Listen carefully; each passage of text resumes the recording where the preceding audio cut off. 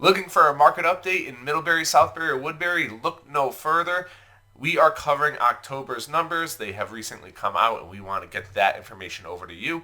The more information you have, the better choices you can make. That is the motto. So we're going to start in Southbury. Southbury has gained in value this past year. It's around 9%, and it has been continuing from the previous year at that rate.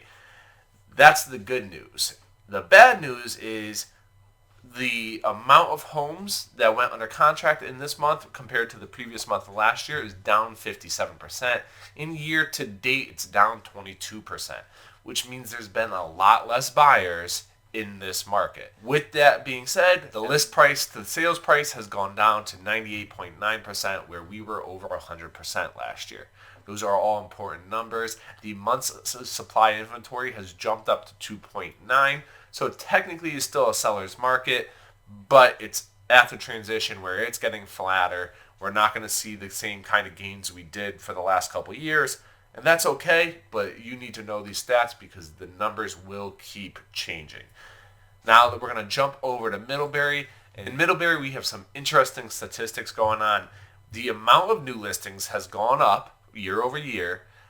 Year to date, they're down slightly, but the actual closed sales, the amount of pending sales has dropped off hard. 26% on the year, and days on market has already started to increase. We're up to 56 days at 9.8%, and the months of supply of inventory is up to 4.3. So Middlebury is definitely leading the charge in the area of slowing down and having less buyers. The sales price has gone up significantly, so I do think there is a little bit of that aspect to it where the average sales price has gone up, and I do believe that is also affecting how many buyers are coming into the area. We're going to jump over to Woodbury now.